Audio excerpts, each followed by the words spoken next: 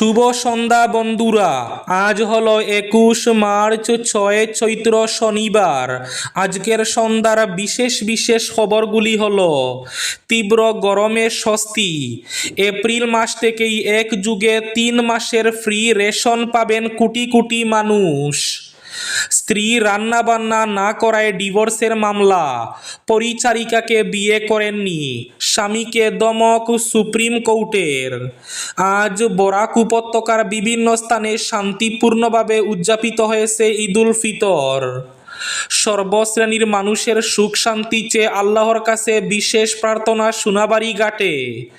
শিলচর মেহেরপুর ঈদগাহে হাজার হাজার মুসল্লির নামাজ, কড়া নিরাপত্তা। দনেহরির ঈদগাহ ময়দান থেকে শান্তিপূর্ণভাবে বুট দানের আহ্বান। এদিকে বাঙ্গারপাড়ে উৎসবের আবহে ঈদুল ফিতর।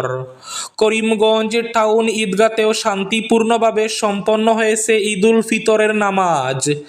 বৃহত্তর পাতারকান্দিতে আনন্দ উচ্ছ্বাসার ধর্মীয় ভাব গাম্ভীর্যে উদযাপিত পবিত্র ঈদুল ফিতর। দিগর শ্রীকুনায় আগুনে পুড়ে ছাই 2টি ব্রয়লার মুরগির খামার, ক্ষতি প্রায় 25 লক্ষ টাকা। স্টেট ব্যাংকের গ্রাহকরা হয়ে যান সাবধান, একটু ভুলেই হতে পারে অ্যাকাউন্ট খালি। গৌহাটিতে আজ দিন দুপুরে ছিনতাই, পিস্তল দেখিয়ে মহিলার সোনার চেইন লুট। অবশেষে দেশে গ্যাস সরবরাহের চাপ পড়ছে, মেনে নিল কেন্দ্র। তোপ ইরান ইসরায়েলকে। আলগাপুর কাটলিছড়ায় মিত্রজোটে ফাটল, অগপ প্রার্থীর বিরুদ্ধে নির্দল প্রার্থী বিজেপি নেতা প্রীতিশ দাস। এবং শেষ খবরটি, নির্দল লড়াই নিয়ে দুয়াশা, 24 ঘন্টার মধ্যে সিদ্ধান্ত জানাবেন নিহারঞ্জন দাস। তাহলে বিস্তারিত খবরে যাওয়ার আগে অবশ্যই ভিডিওটিতে একটি লাইক করে চ্যানেলটি সাবস্ক্রাইব করে পাশের বেল আইকনটি বাজিয়ে রাখবেন এবং ফেসবুক পেজটি ফলো করে ভিডিওটি অবশ্যই শেয়ার করবেন, যাতে সঠিক তথ্যগুলো সবার কাছে পৌঁছাতে পারে। এবার শুনুন আজকের খবরগুলির বিস্তারিত। প্রথম খবর, তীব্র গরমে স্বস্তি। এপ্রিল থেকেই এক যুগে 3 মাসের ফ্রি রেশন পাবেন কোটি কোটি মানুষ। আসন্ন এপ্রিল মাস দেশের কোটি কোটি রেশন কার্ডধারীদের জন্য এক বড় স্বস্তির খবর নিয়ে আসছে।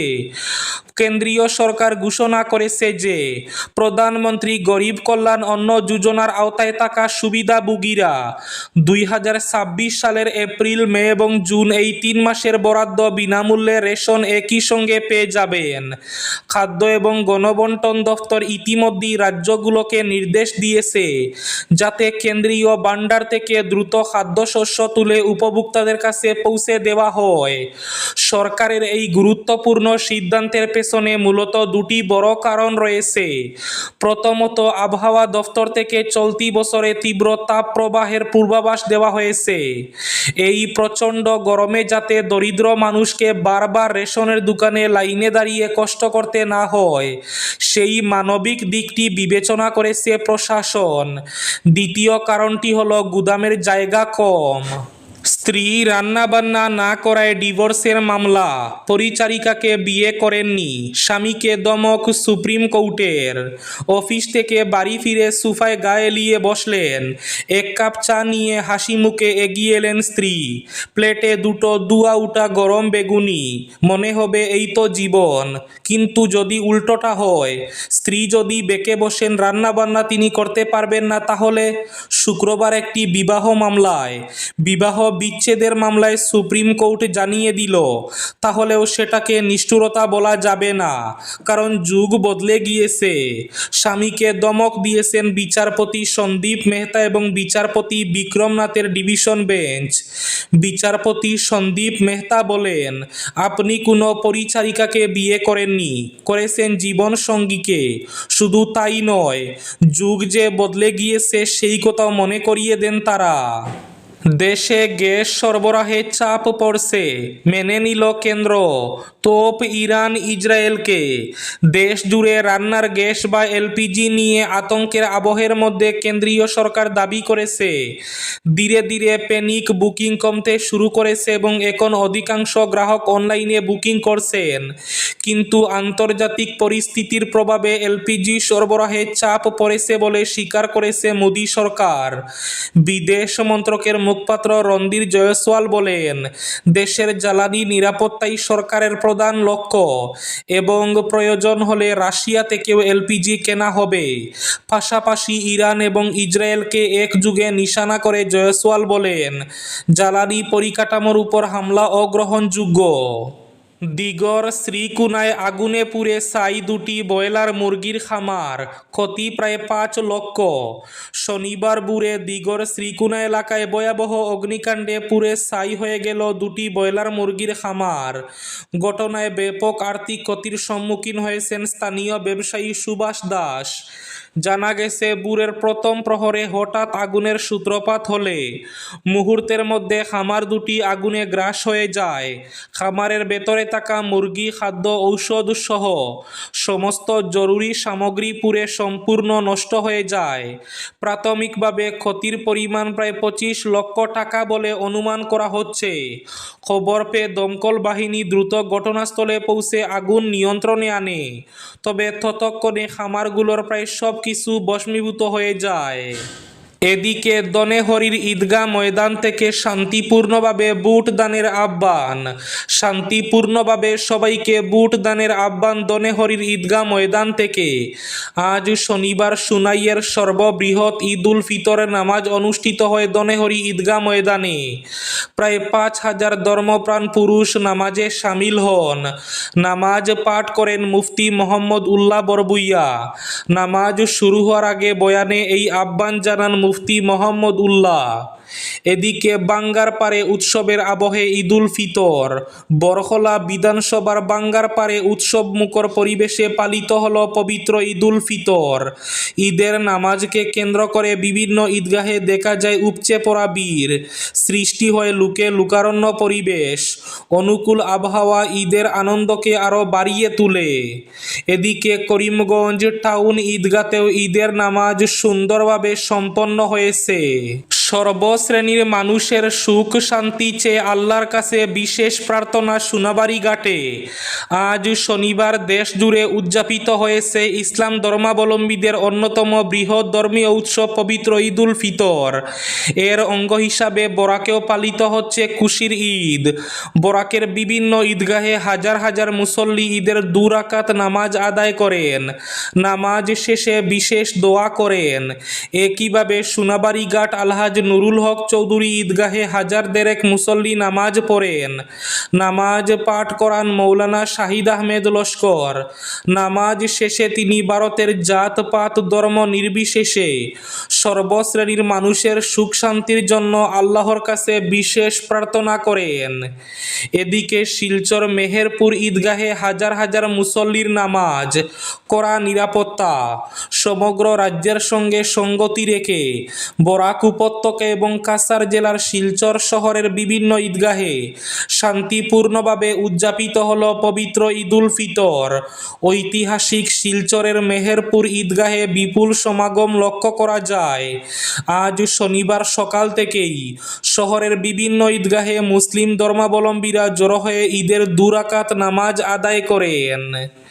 এদিকে দনেহরির ঈদগাহ ময়দান থেকে শান্তিপূর্ণভাবে ভোট দানের আহ্বান।